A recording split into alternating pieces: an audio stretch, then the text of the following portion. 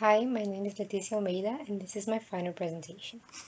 So, we begin the semester by doing a site analysis of the place where our company will be placed at.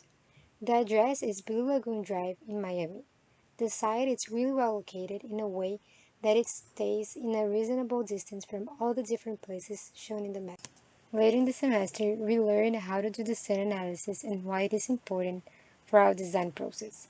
With this analysis, we got in the conclusion that in summer, the southeast portion of the building is where it receives the biggest portion of light coming in. About the northwest side, light comes in during the afternoon. We could also notice that light enters the furthest into the building during the end of the day. During the winter, most of light comes in from the southeast portion of the building. The furthest the light comes into the building is during the morning. Overall, we conclude that with sun analysis, we are able to plan ahead where we want our furniture to be located at, in a way that workers could take more advantage of light, and at the same time, it won't cause any discomfort to them. In addition, it can help the company to save money and be creative and innovative about their energy sources. After concluding the studies from the site, we moved on and studied the interior space. We began this phase by doing the zoning analysis, in which we subdivided the interior space in private, semi-private, and public. Private being the space that are more enclosed and receive less light. Semi-private will be the space near the spine of the building, which receives more light than the private one. And public will be the space near the curtain walls, which is the one that receives more light and it's more open, creating a connection with the outside. In the end of this process, we analyzed the domain issues from the building, those being noise pollution that could be solved with an acoustic panels, amount of light coming in that can be solved with the curtain systems, and last but not least, an existing grid that breaks up the circulations, but on the other hand could create opportunities to build new spaces. Based on the analysis, we came up with the first impression design guidelines, which is composed by installing acoustical paneling to reduce noise distraction, quiet spaces to be located towards the center of the building, and last but not least, utilize the structure to organize the space and create thresholds. After getting done with the analysis process, we were asked to come up with 3 images that represent the values of the company. The images that I chose represent quality, diversity, and integrity. My goal is to create a space that represents the mixture of American and Brazilian cultural diversity, the quality of the company, and that promotes integrity and unity between the workers, leading to a better and complete results. We were also asked to come up with a concept model that represents our company. I chose to do a kaleidoscope which is composed by a variety of flowers from different colors and species that represents the diversity within the workers and their culture. The collaboration and integration are represented by the free movement of these flowers. The reflection on the mirror represents that group work can generate a complex and meaningful work, maintaining the quality and integrity of the company.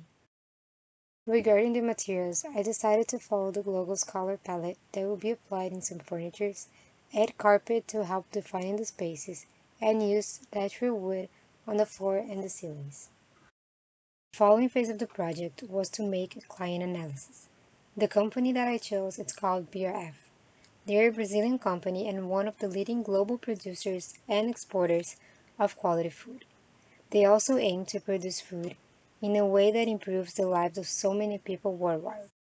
BRF acts in more than 140 different countries, have more than 90,000 employees, are in the market for more than 80 years, reforest 81,000 hectares, have 100% of their water treated, renew 90% of the water, and have $9.7 billion in sales.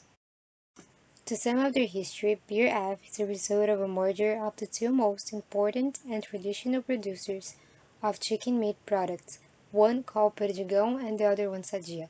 The back in the past were two little companies with the same goals. The company values are sustainability, ethics, transparency, and integrity, and their causes are physiological, environmental, health, behavioral, and psychological freedom. In order to achieve sustainability, BRF created their own Sustainable Development Goals, which is composed by 17 different methods, which can be seen in the image above. In addition, BRF also developed a recycling program in which it integrates volunteers into manifestations of solidarity and commitment to the community development.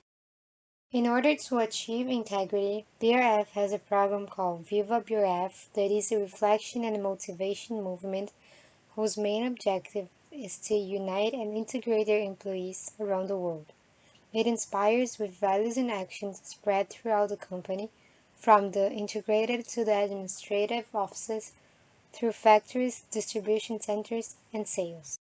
The company employees are composed by 41,000 women and 67,000 men, all of them being from different regions of the world: Latin America, Asia, Brazil, and Middle East. And last but not least, BRF owns smaller brands as well that can be seen in the slide above. The program analysis is based on BRF's values, necessities, and needs. The main goal is to create a successful design generating a comfortable, collaborative, productive, sustainable space aiming for the workers' well-being as well as the clients and vendors. Furthermore, the BRF, it's really important that this space creates a transparent and trustful relation during their entire process. My main goal is to create a successful design generating a comfortable, collaborative, productive, sustainable space aiming for the workers' well-being as well as the client and vendors. Furthermore, to BRF, it's really important that this spaces create a transparent and trustful relation during the entire process. Based on BRF's needs, the main spaces that will compose this program are the ones that can be seen above. In order to organize the spaces, we also did some adjacency diagrams that help us to understand how spaces need to be positioned in order to create an easier and dynamic circulation throughout the design, and also keeping in mind and attending the company needs and necessities. Furthermore, I got to decide which spaces needed to be added in order to satisfy the client's goals. So, in order to you to understand better my design, I will do a quick guide throughout the plans. Okay, so let's start with the first level. So as you come into the space, on your right, you're going to see the lobby. Then you're going to notice that I subdivided the space into three main sections: the top, the middle, and the bottom one. On the top sections will be located the spaces that they have a smaller group, such as the lab, conference room, quality assurance, operations, IT, and computer maintenance with their managers. In the middle sections, you're going to find the spaces that need more privacy, as for example, the safe room, the storage, the human resources, and the focus rooms. And in the bottom, you're going to find the larger groups that they need more space to work with. That is the purchasing, accounting, and marketing. In order to help defining the spaces, I also decided to play a little bit with the design of the ceiling. So in the lobby area, you're gonna find this customized ceiling that I did based on the company's logo, just to emphasize their company into the space.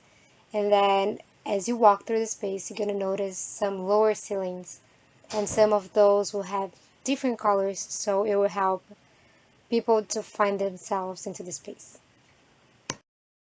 When you go up on the stairs, you're gonna find a mezzanine, which has a break room that is for the workers when they're tired. They just can go there, talk a little bit, play a little bit, just rest, and then come back to work. They have also this recycling room, which is really important for this company since they have this sustainable goals.